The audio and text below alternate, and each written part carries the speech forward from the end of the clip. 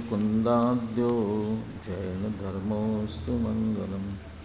सर्वमङ्गलमाङ्गल्यं सर्वकल्याणकारकं प्रधानं सर्वधर्माणां जैनं जयतु शासनं।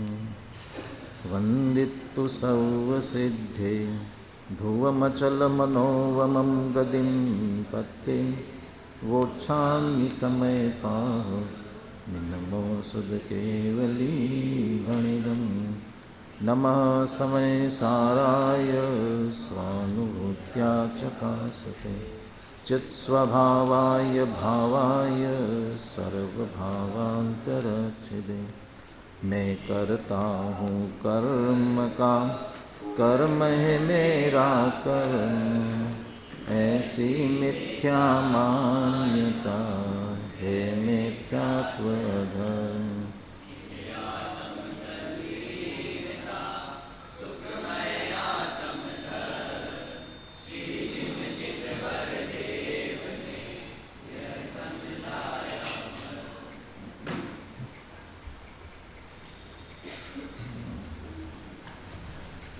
पंखा चला देना बस दोनों। आचार्य कुंद विरचित समय सार परमागम कर्ता कर्म अधिकार पर अपनी चर्चा चल रही है। व्याप्य व्यापक भाव से ही कर्ता कर्म भाव बनता है। व्याप्य व्यापकता एक द्रव्य में ही बनती है, तत्स्वरूप कहा जिसे, एक अस्तित्व, द्रव्य गुण पर्याय जो एक द्रव्य के हैं उनमें ही व्याप्य व्यापकता बनती है।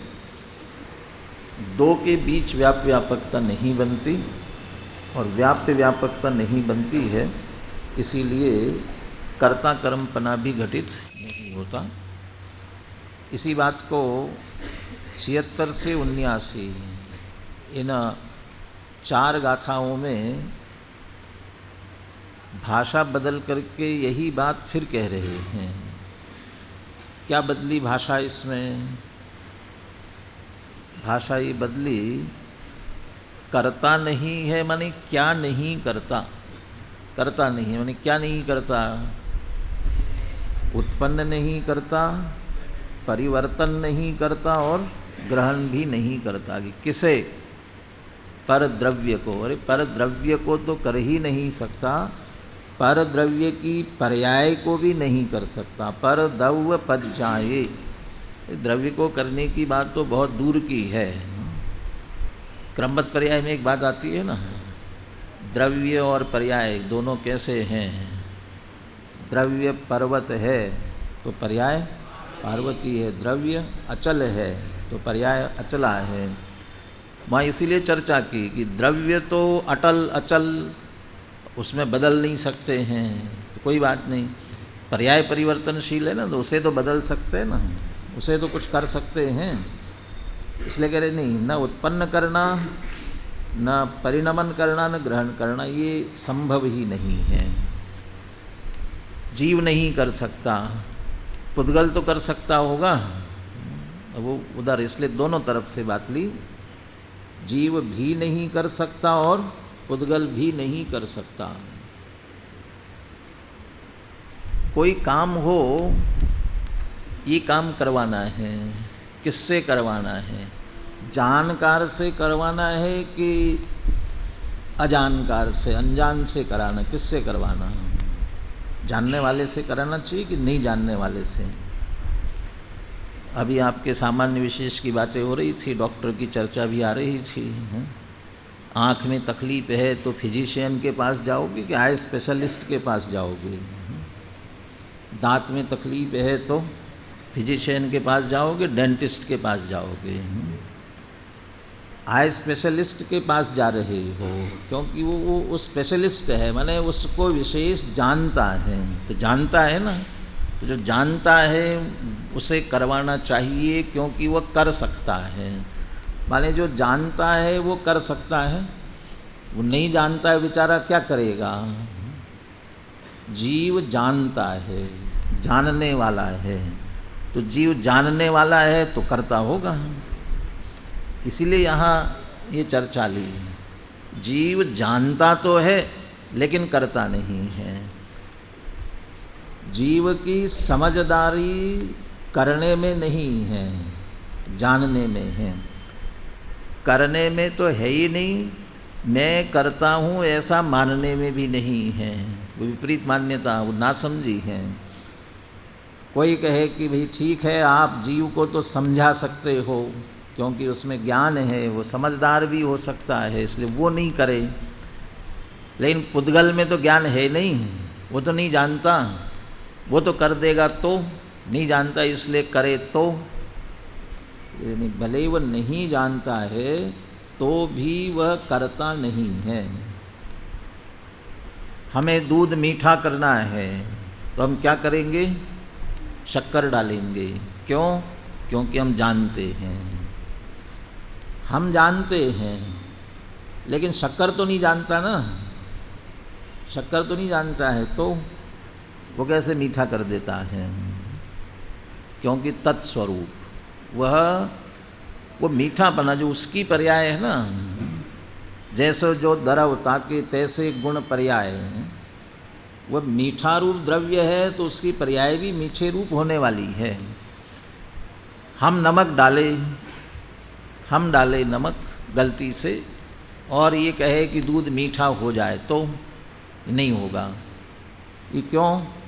ये तुम जानते हो तुमने गलती की है तो कैसे होगा?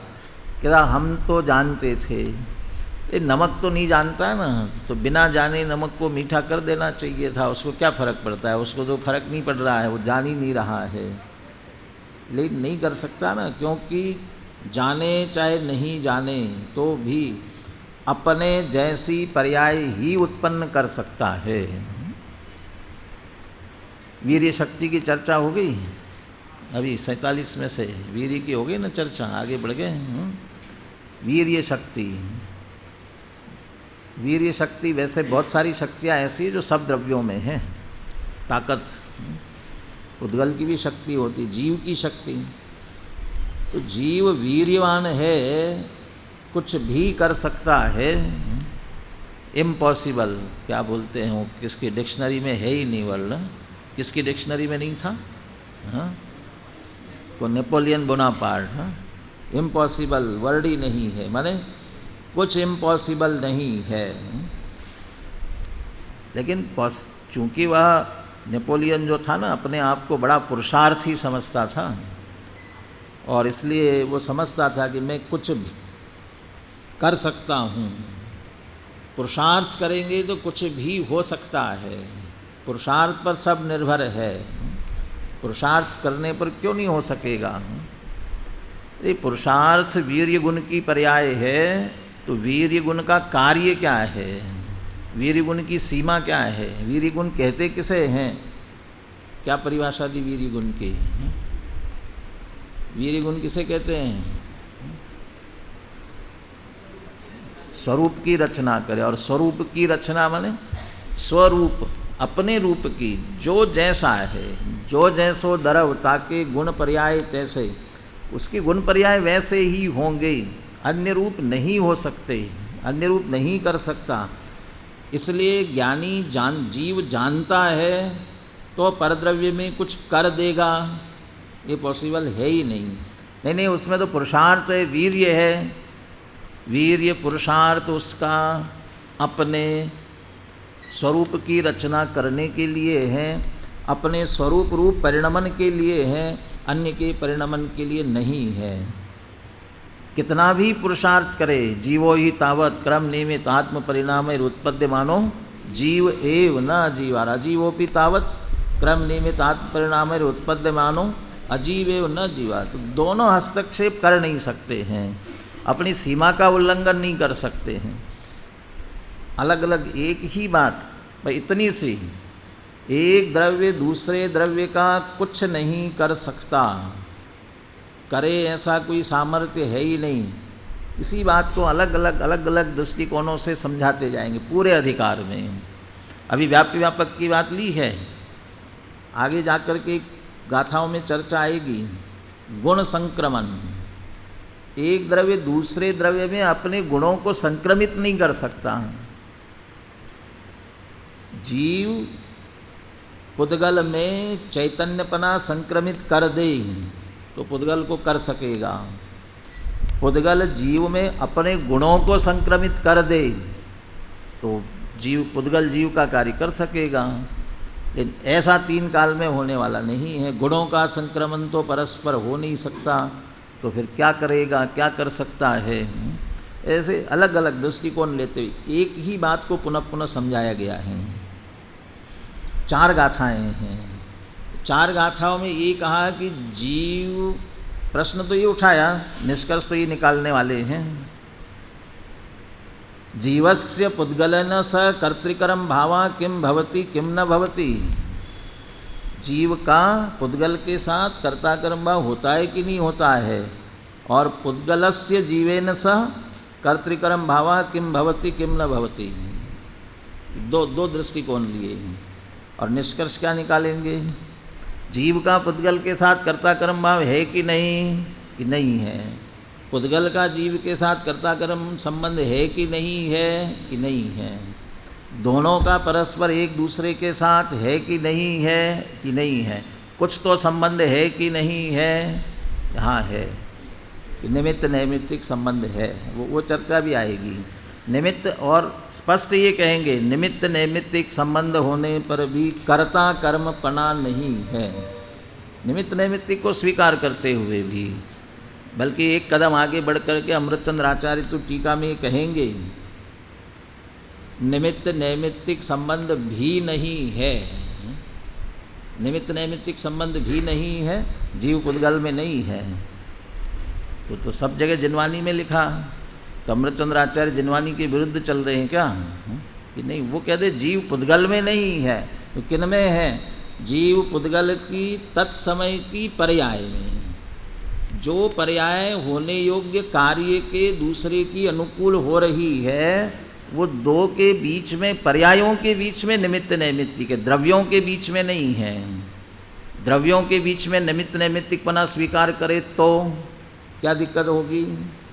नित्य कर्तृत्व का प्रसंग आएगा, वो दोष वहाँ देंगे, नित्य कर्तृत्व। इसलिए पर्यायों के बीच निमित्त नैमित्तिक होगा, कर्ता कर्मपना बिल्कुल नहीं हो सकता।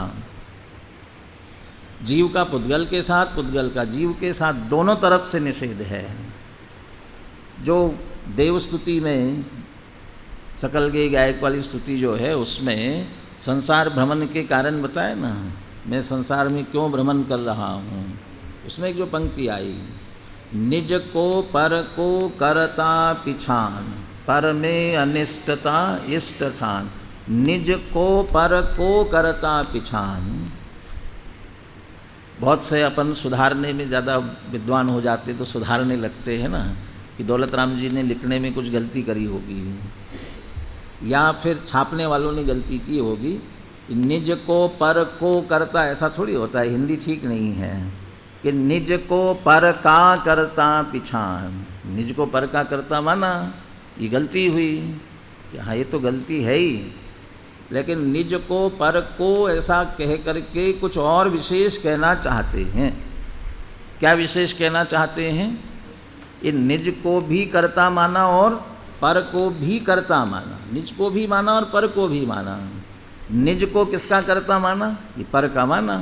अब पर को किसका कर्ता माना, निज का माना। और ये दोनों बातों का निषेध होना है।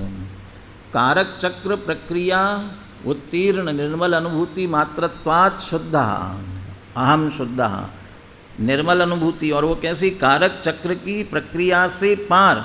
और कारक चक्र की प्रक्रिया में निज पर का करता नहीं और पर निज का करता नहीं, दोनों तरफ से निषेध होना चाहिए, तो प्रक्रिया पूरी निषिद्ध कहलाएगी। वन वे ट्रैफिक नहीं, टू वे, दोनों साइड से है, निषेध है तो दोनों तरफ से हैं।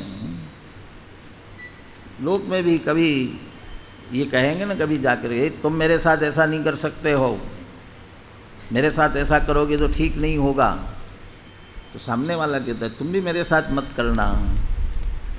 अब वो अपन ये नहीं कह सकते उससे, मैं तो करूँगा और तुम नहीं करना, ऐसा तो नहीं कह सकते हो।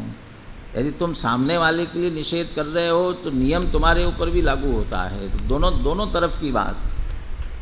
जीव पुद्गल का करता नहीं है और पुद्गल जीव का करता नहीं है, तो दोनों बात समान है ना, कोई अंतर तो नहीं है। थोड़ा बहुत जीव पुद्गल का करता नहीं और पुद्गल जीव का करता नहीं है, बराबर समान है। तो 4 गाथाओं में समान में 50-50 देना चाहिए थे ना। 2 गाथाएं जीव पुद्गल का करता नहीं समझाने के लिए, 2 गाथाएं पुद्गल जीव का करता नहीं ये समझाने के लिए, लेकिन अनुपात तो ठीक नहीं है। 4 गाथाओं में क्या किया? 3 गाथाओं में समझाया जीव पुद्गल का करता नहीं है और पुद्गल जीव का करता नहीं, इसके लिए 1 गाथा दे दी। ये ठीक नहीं है ना, बराबरी पे होना चाहिए। 2 भाइयों में लड़ाई हो जाए ना, और लड़ाई होने पर ये कहे कि साहब दोनों की गलती बराबरी की है, दोनों की, और पिता डांट रहे हैं, बड़े भाई को अच्छी डांट लगाई, छोटे भाई का नंबर आया तो थोड़ा सा डांट करके छोड़ दिया, तो बड़ा भाई कहता है कि नहीं, गलत बात है, आप पार्शालिटी करते हो, मुझे ज़्यादा डांटते हो, इसको नहीं डांटते हो, जितना मुझे डांटा है उतना ही इसे भी डांटना चाहिए, इसे क्यों नहीं डांटा, उतना क्यों नहीं डांटा, ये गलत बात है। अब पिता कहते क्या करूं, वो बड़े को डांटते डांटते एनर्जी चली गई, अब जितनी थोड़ी सी बची है, गुस्सा कम हो गया, उतने में थोड़ा बचा, उतने में डांट दिया। और यदि हो तो ये भी कह सकते हैं तुम्हें ज़्यादा डांटना जरूरी है क्योंकि तुम बड़े हो। तो बड़े होने का बड़ा नुकसान भी है, फायदे हो तो नुकसान भी है। हमेशा डांट पड़ती है तो बड़ों को पड़ती है। हाँ, तो बड़ा हुआ तो क्या हुआ, अपराध कर दिया क्या? कोई ज़्यादा ही उद्दंड होते भी कह सकता है, ऐसा करते ना, पहले उसको जन्म देते हैं बाद में मुझे देते हैं, तो वो बड़ा हो जाता, मैं छोटा हो जाता। क्यों कह रहे हैं तुम बड़े हो, तो बड़ा हुआ तो क्या हुआ, बड़े हो तो समझदार हो, और समझदार हो करके भी गलती कर रहे हो, इसलिए तुम्हें समझाना ज़्यादा ज़रूरी है। वो तो बेचारा ना समझ है, उसे तो कह दिया उतना ही बहुत है, वो नहीं समझता है। तो ऐसे ही समझ लीजिए, यहाँ जीव जानता है ना, तो जानते हुए भी करने जा रहा है, कर नहीं सकता फिर भी करने जा रहा है, उसे समझाना जरूरी। जीव को एक बार कह दिया, पुद्गल को, पुद्गल तो क्या कहना है उसके बारे में बात करनी है। ये रास्ते किसने निकाले कि मैं कर्म को भी जानता हूँ, मैं अपने स्वरूप को भी जानता हूँ, मैं कर्म फल को भी जानता हूँ। ये जीव रास्ते निकालता है। पहले कलश में कहा ना, शमयद अभिता, सर्व ओर से कर्ता कर्म संबंधी अज्ञान का शमन करते हुए, सर्व ओर से, तो सर्व ओर से का अर्थ किया था अपन ने, सारी अपेक्षा, कोई अपेक्षा खड़ी मत करना, इस अपेक्षा तो करता है ना, इस अपेक्षा से तो करता है ना। जहाँ अपेक्षा लगा करके कर्तृत्व का अहंकार पोषण कर लिया, तो जिसे कहते हैं करना सो मरना, वो उस स्थिति में पहुँच जाए। कर्तृत्व का अहंकार, कर्तृत्व का अज्ञान का पोषण करोगे, अच्छी तरह से पहले समझ लो, एक द्रव्य दूसरे द्रव्य का कर्ता नहीं होता। उसके बाद खूब कहो, नाचो गाओ, जीव ने पुद्गल का किया, पुद्गल ने जीव का किया, सारा व्यवहार का कथन है, कोई दिक्कत नहीं है। ये जानकर, ये नींव मजबूत करके फिर खूब नाचो गाओ, भक्तियाँ स्तुतियाँ में खूब गाओ, कोई दिक्कत नहीं है। लेकिन वो गाते नाचते ये स्वीकार ही कर लेते हो कि करता है, वो अहंकार का पोषण करते हो। अहंकार का पोषण करते हो तो उतनी ही दृढ़ता से कहना पड़ेगा कि नहीं करता है। कोई भगवान नहीं कर, कोई नहीं कर सकता किसी का, ये फिर दृढ़ता से कहना पड़ेगा। इसलिए पहले स्वीकार करने के बाद व्यवहार से कथन करने में कोई निषेध नहीं, वस्तु स्वरूप स्वीकार करके फिर निषेध करने में, कहने में, करता है ऐसा कहने में भी दिक्कत नहीं है। इसलिए कोई अपेक्षा खड़ी नहीं करे। तो जीव अनेक अपेक्षाएं लगा करके कोई न कोई निकालता है, इसलिए जीव को 3 गाथाओं में समझाया और पुद्गल का कह दिया इसी प्रकार। इसी प्रकार पुद्गल भी कर्ता नहीं होता है, उसे कुछ ज़्यादा कहने की ज़रूरत नहीं, समझाना जीव को है, इसलिए जीव की बात की। गाथाओं की चर्चा अपन ने कल कर ली थी। आज अपन पाठ करते हुए टीका में से एक ही प्रकरण हो पाएगा, उसकी चर्चा प्रारंभ करते हैं। गाथाओं का पद्यानुवाद के साथ पाठ करेंगे एक साथ। बोलिए।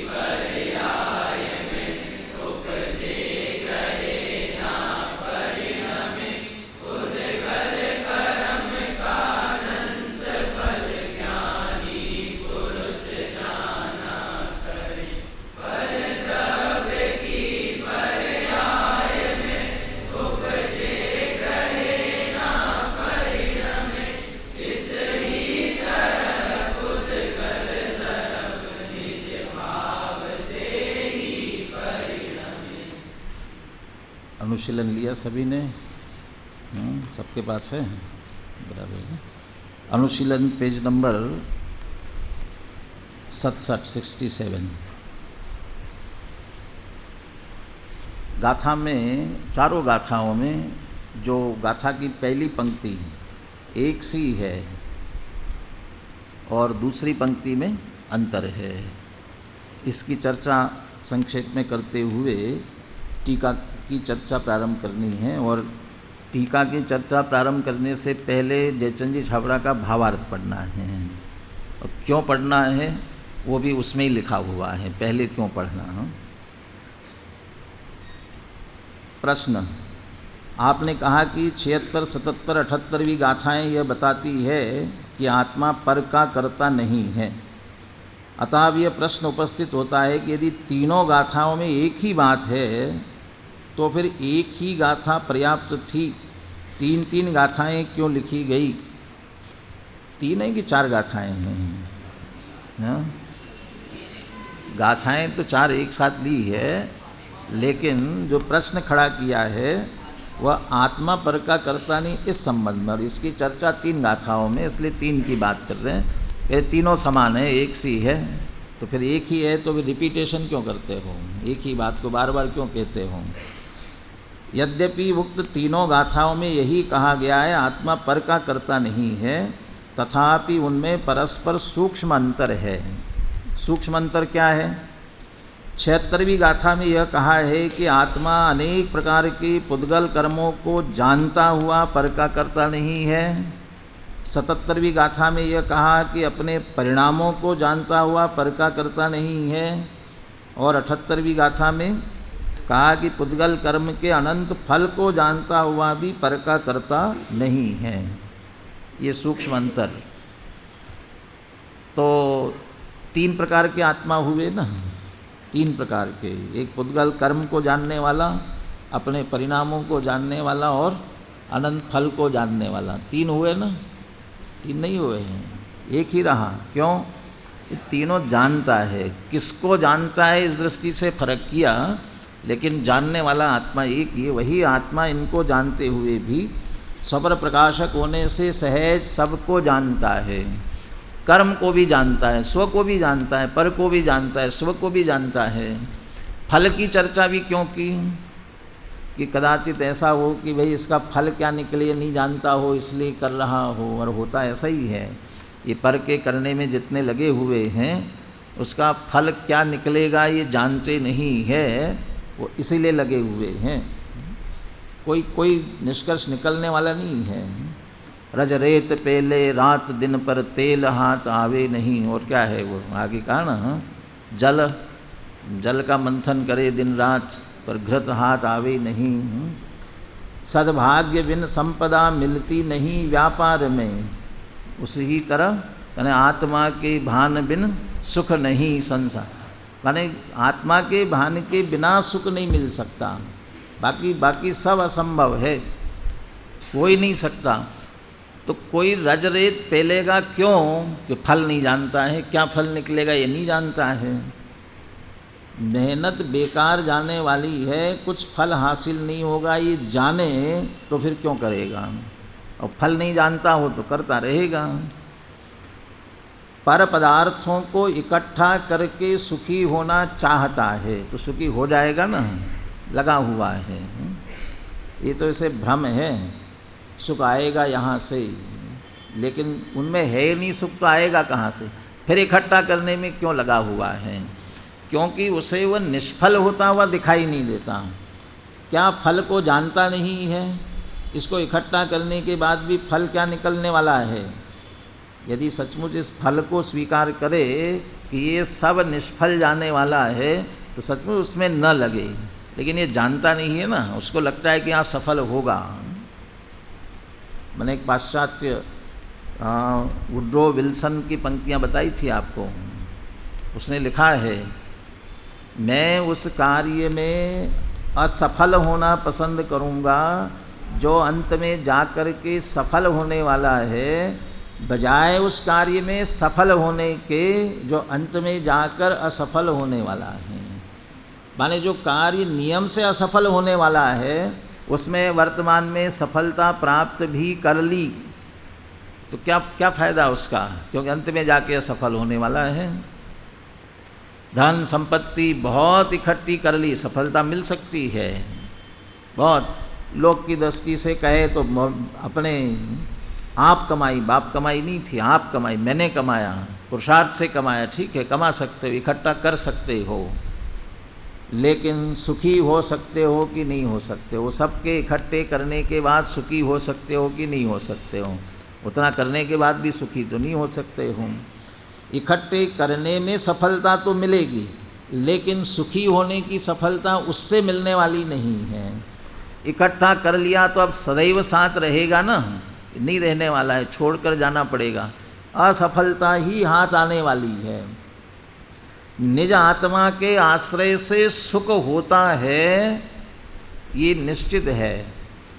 मैंने इस भाव में बहुत प्रयास किया, भेद विज्ञान का प्रयास किया, तत्व विचार किया, स्वसन्मुखता का पुरुषार्थ किया, नहीं हो पाया, असफलता हाथ लगी। लेकिन आज तक हुए जो अरिहंत सबने अपनाया यही पंथ, उपदेश दिया इसी प्रकार हो सबको मेरा। जो कोई सुखी हुआ इसी मार्ग से हुआ, इसलिए ये मार्ग तो सफल होने वाला है। अभी मैं असफल हो रहा हूँ, कोई बात नहीं है, लेकिन इसी कार्य को करता रहूँगा क्योंकि सफल होने वाला है। ये दुनियादारी का काम सफल होने वाला नहीं है, उसमें सफलता नहीं मिलेगी। तो यहाँ कह रहे फल को भी जानता हूँ, तो फल को जानते हो तो फिर क्यों लगे हुए हूँ। तो कह रहे फल को जानता हुआ भी उसको नहीं करता। इस 3 गाथाओं में थोड़ा थोड़ा अंतर है, उस अंतर की बात की। पर का करता नहीं है वाली बात तो तीनों में समान ही है, अतः यह कहना अनुचित नहीं है। उक्त गाथाओं में एक ही बात कही गई है, ये भी ठीक है, और अंतर है थोड़ा थोड़ा, ये बात भी सही है। अब टीका की चर्चा प्रारंभ हो रही है।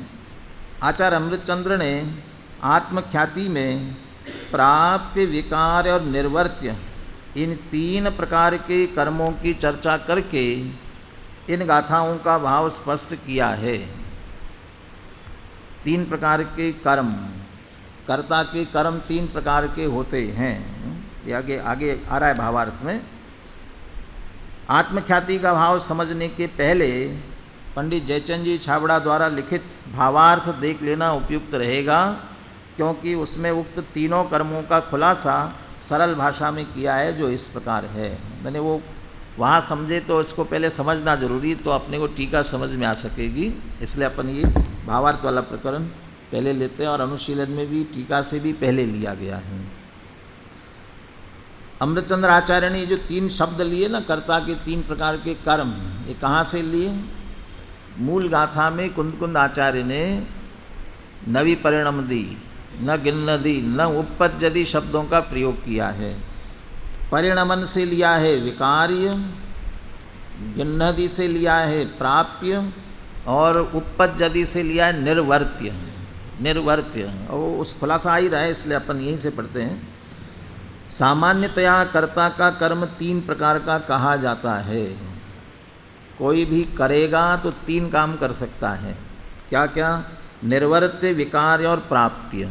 ये 3 प्रकार के कार्य, कर्ता के कर्म 3 प्रकार के। फिर विशेष रूप में तो और कुछ भी उसमें और डिटेल करते जाओ, लेकिन सामान्य से 3 ही प्रकार के। क्या है तीनों का स्वरूप? कर्ता के द्वारा जो पहले न हो ऐसा नवीन कुछ उत्पन्न किया जाए, सो कर्ता का निर्वर्त्य कर्म है। जो पहले न हो ऐसा नवीन कुछ उत्पन्न किया जाए, वह क्या है? निर्वर्त्य। निर्वर्त्य, उसके निर्वर्त्य, निर्वृत्ति की उसने, निर्माण किया उसने, इसलिए वह कहा निर्वर्त्य कर्म। उपपज्जति, उत्पन्न किया, ये पहला निर्वर्त्य हुआ। दूसरा, कर्ता के द्वारा पदार्थ में विकार, विकार माने परिवर्तन करके जो कुछ किया जाए, वह कर्ता का विकार्य कर्म है। विकार का अर्थ उसे विकृत कर देना, बिगाड़ देना, इस अर्थ में नहीं है। विकृत हुआ वो भी कह सकते हैं, परंतु अकेला नहीं। विकार माने विशेष कार्य है, कोई ना कोई चेंज किया, परिवर्तन किया, वो कहलाएगा विकार्य कर्म। विशेष कार्य किया उसमें, जो नहीं था वो विशेष कुछ किया, था वही लेकिन उसको कुछ बदल दिया, चेंज कर दिया, वो विकार्य कहलाएगा। और तीसरा, प्राप्य क्या है? कर्ता जो नया उत्पन्न नहीं करता तथा विकार करके भी नहीं करता, मात्र जिसे प्राप्त करता है, वह कर्ता का प्राप्य कर्म है। कुछ नहीं किया, पैदा नहीं किया है, चेंज नहीं किया है, सिर्फ क्या किया? उसे ग्रहण किया, प्राप्त किया, गिन्नदी, वह कहलाता है प्राप्य कर्म। तो जो किया जाए ये कह रहे ना, तो उसको निर्वर्त्य, विकार्य, प्राप्य ऐसा क्यों कह रहे हैं? निर्वर्त्य, विकार्य, प्राप्य। इसमें जयचंद जी छाबड़ा की लिखने में यदि टीका की पहली पंक्ति पढ़े ना, संस्कृत में चाहे हिंदी में, क्या है देखो, यतोयम प्राप्यम विकार्यम निर्वर्त्यम च व्याप्य लक्षणम पुद्गल परिणामम कर्म, ये लिखा ना। और हिंदी में लिख रहे हैं प्राप्य, विकार्य और निर्वर्त्य रूप व्याप्य लक्षण वाले पुद्गल के परिणमन रूप कर्म, 3 प्रकार के हो गए ना। लेकिन क्रम क्या रखा वहाँ? प्राप्य, विकार्य और निर्वर्त्य। और जयचंद जी छाबड़ा किस क्रम से समझा रहे हैं? निर्वर्त्य, विकार्य और प्राप्य। तो क्यों बदल दिया क्रम? क्रम क्यों बदल दिया? इसलिए बदल दिया क्योंकि समझाने के लिए जो किया जाए ना, तो पहले पैदा किया जाए, उत्पन्न किया जाए। उत्पन्न नहीं किया तो कुछ चेंज करे, और कुछ नहीं करे तो उसे ग्रहण करे। वो इस क्रम से समझाना चाहते थे, इसलिए उन्होंने वो क्रम बदल दिया। निर्वर्त्य, प्राप्य और विकार्य, निर्वर्त्य, विकार्य और प्राप्य, इस क्रम से लिया। इसको अपन एक लौकिक दृष्टांत से, लौकिक दृष्टांत को लौकिक दृष्टांत के रूप में ही लेना, उस सिद्धांत को उस रूप से। अभी तो सिर्फ निर्वर्त्य, विकार्य और प्राप्य समझना, उसके लिए बहुत सारे उदाहरणों पर आप फिर घटित कर सकते हैं। हमने कपड़ा पहना हुआ है ना, ये कपड़ा, ये तुमने टी शर्ट तुमने बनाया है, टी शर्ट नहीं बनाया, तो क्या किया? बस बाजार से जा कर के लेकर के आया है, तो ग्रहण किया अकेला। तो तुमने तो ग्रहण किया, लेकिन कुछ लिखा हुआ है उसके ऊपर। क्या लिखा है? लेविस क्या लिखा है? कंपनी का नाम लिखा ना। तो ये इसका नाम क्यों लिखा है इसके ऊपर में? इसने क्या किया? तो कंपनी वाले ने क्या किया? कंपनी वाले ने टी शर्ट बनाई है। तो टी शर्ट बनाई माने क्या की उसने? वो कहीं से, जैसे वो भगत सिंह को देशभक्ति का और लड़ाई का बहुत वो जुनून चढ़ा था ना, तो उसने क्या किया था मालूम है? बंदूक बो दी थी ज़मीन में ही, बंदूक बोई थी। काय के लिए? बंदूक की फसल आएगी, बहुत सारी बंदूकें आएंगी तो अंग्रेज़ों से लड़ाई करेंगे, इसके लिए बंदूक बोई थी ना। तो बंदूक बोई तो बंदूक आएगी। ऐसे वो कंपनी वाले ने वो टी शर्ट सीधे सीधे बोई होगी तो टी शर्ट उग के आई होगी ना, ऐसा उत्पन्न किया होगा उसने। कंपनी वाले ने क्या किया? कुछ नहीं किया। वो कपड़े को चीर फाड़ करके इधर से जोड़ जाड़ करके और ऐसा बना दिया है। माने कंपनी वाले ने पैदा नहीं किया है। तो आया कहाँ से? कि ये इस पर एक और लिखा रहता है, प्योर कॉटन। कैसे बनी हुई है? कंपनी के नाम के साथ साथ प्योर कॉटन। प्योर कॉटन बनी कैसे बनी है? कॉटन से। कॉटन बनी क्या? कपास से, रुई से बनी है। रुई कहाँ से आई? रुई कहाँ से आई है? वो किसान से इकट्ठी की है। किसान के पास रुई कहाँ से आई? पूछो कहाँ से आई रुई तुम्हारे पास में? वो क्या कहेगा कि मैंने खेती करके और फसल उगा करके उसमें पैदा की है।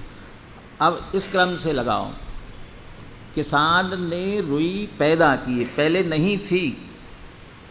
वो बीज लाता है ना, क्या लाता है मालूम है? रुई लाता होगा ना, रुई बोता होगा। और चीज़ों में तो ये होता है, गेहूँ बोया तो गेहूँ निकलता है, लेकिन रुई में रुई बोने पर रुई नहीं निकलती है। क्या बोना पड़ता है? वो उसका बीज होता है, कॉटन सीड। उसको हिंदी में शायद बिनौली बोलते हैं, बिनौली। वो काले बीज होते हैं, वो बोता है। तो वो बोया तो उसके पास कपास तो नहीं था, तो वो बोया और कपास पैदा की। तो कपास नया पैदा किया उसने। इसलिए किसान का कपास जो है वह निर्वर्त्य कर्म है, उसने निर्माण किया उसका। इसलिए मैंने कहा था कि सिर्फ दृष्टांत लेना है, वहाँ नहीं एक द्रव्य दूसरे द्रव्य का करता है वाली बात नहीं लगाना। अभी पैदा किया इस अपेक्षा से कहेंगे, जो नहीं था वो नया किया ना, इसलिए वह कहलाएगा निर्वर्त्य कर्म। फिर ये स्पिनिंग मिल और कपड़ा बनाने वाला क्या होता है, हैंडलूम मिल क्या होते हैं ये सभी, पावर लूम, ये जो सब होते ये करते क्या है? ये रुई पैदा नहीं करते हैं, पैदा की हुई रुई लेते हैं और उससे धागा बनाते हैं, कपड़ा बनाते हैं। और ये टी शर्ट जो भी रेडीमेड बनाने वाले ये क्या कर लेते हैं? ऐसा बना बनाया कपड़ा ले करके उसमें परिवर्तन करके ये बना लेते हैं, बना देते हैं। तो उन्होंने वो रुई और उससे परिवर्तन करते करते उसमें विकार्य किया, विशेष कार्य किया, उस पर परिवर्तन करके विशेष कार्य किया, परिवर्तन करके कुछ किया उसमें, इसलिए वह कहलाएगा विकार्य कर्म। उसने विशेष कार्य किया उस पर, इसलिए विकार्य कहलाया। और हम जाकर के बाज़ार से लेकर के आया और पहन लिया, तो हमने क्या किया? न रुई पैदा की थी, न कुछ चेंज किया उसमें, और ले करके सीधा ग्रहण किया। इसलिए हमने ग्रहण किया, ये कहलाएगा क्या? प्राप्य कर्म कहलाएगा। ऐसे बहुत सारे उसमें लगा सकते हो। भोजनालय में जाकर के गोपाल की रोटी आप ले लेते हो, ग्रहण करते हो, क्या किया आपने? आपका क्या कर्म है? आपने लिया, क्या कर्म है? वो गेहूँ किसान ने पैदा किया था, गोपाल ने पीस करके आटा बना करके और रोटी बनाई, वो इतना परिवर्तन उसने किया, वो उसका विकार्य कर्म है। और आपने क्या किया? सिर्फ ग्रहण किया, तो आपका कौन सा कर्म है? प्राप्ति कर्म है।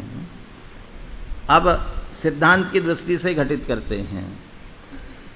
आत्मा मिथ्या दृष्टि है, अज्ञानी है, अभी मिथ्या दर्शन रूप पर्याय चल रही है। परद्रव्यन्ते भिन्न आप में रुचि सम्यक तो भला है।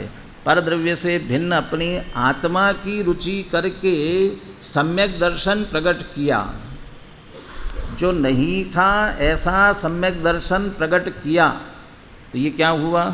ये निर्वर्त्य, ये नया हुआ। नहीं था वह नया किया, इसलिए ये हो गया निर्वर्त्य। फिर कौन सा सम्यक प्रकट होता है सबसे पहले? औपशमिक सम्यक। तो औपशमिक सम्यक तो औपशमिक सम्यक ही बना रहा ना, औपशमिक ही बना रहा ना अनंत काल तक, प्रकट होने के बाद से लेकर के।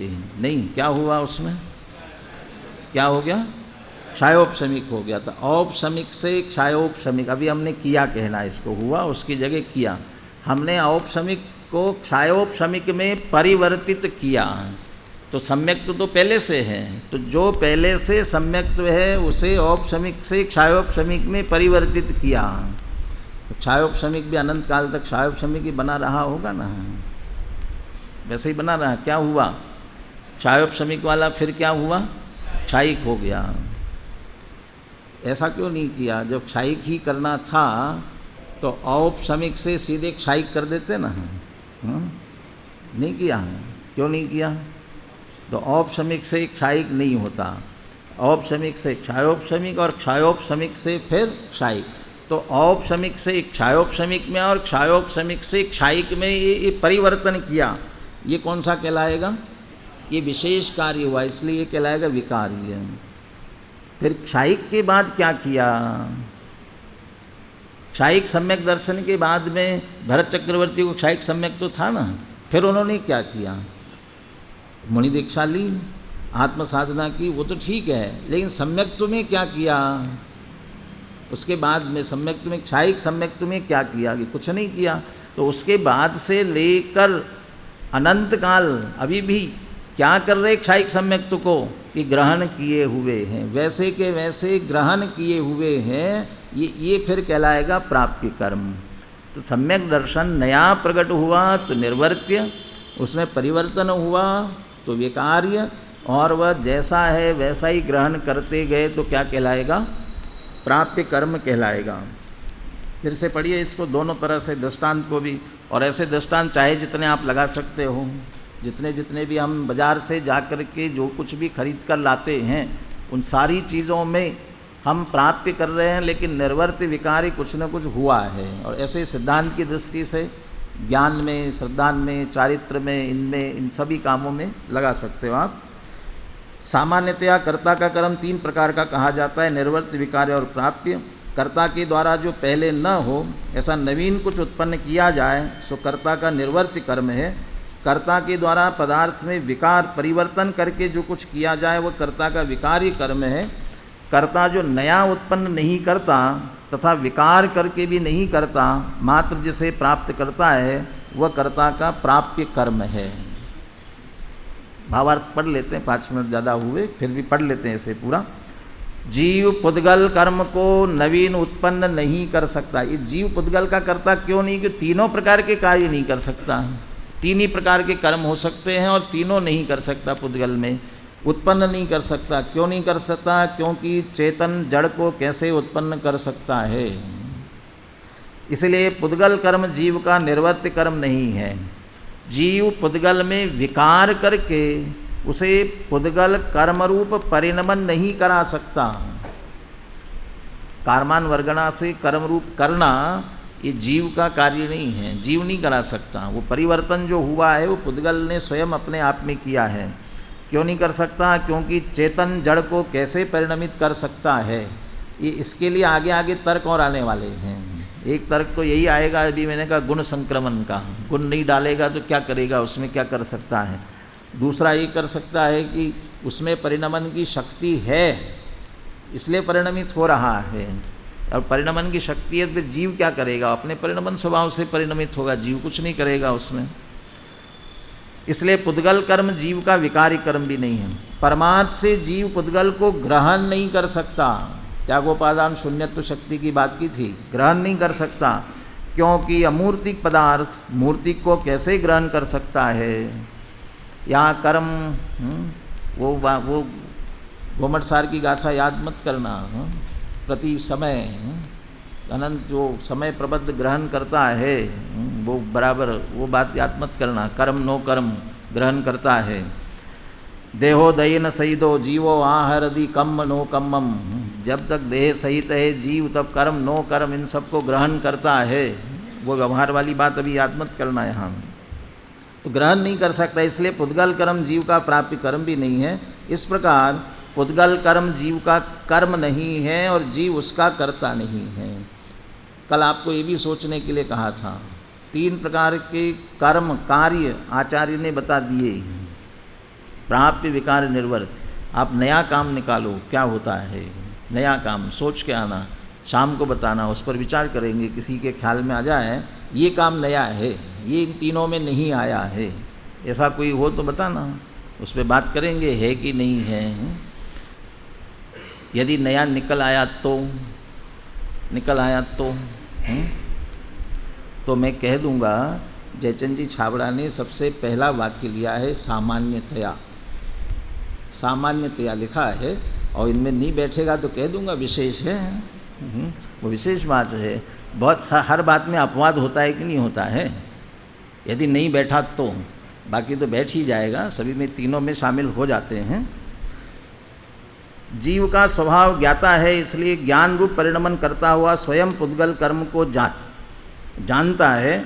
इसलिए पुद्गल कर्म को जानने वाले ऐसे जीव का पर के साथ कर्ता कर्म भाव कैसे हो सकता है, नहीं हो सकता। ये जीव की तरफ से बात की, पुद्गल की तरफ से बात क्यों नहीं की, क्योंकि 3 गाथाओं की टीका की बात है, वो चौथी गाथा अलग से है, इसलिए 3 गाथा की अपेक्षा से ये बात की। गाथा में जो परिणमदी गिन्नदी उपज्जति पद हैं उनके टीका में क्रमशः विकार प्राप्य और निर्वर्त्य ऐसे अर्थ किए गए हैं। इनकी अभी चर्चा अपन ने की है, बाकी अब टीका प्रारंभ होती है, वो सायंकाल से अपन प्रारंभ करेंगे। शुद्ध स्वरूपी अविनाशी आत्मस्वरूप सहजानंदी शुद्ध स्वरूप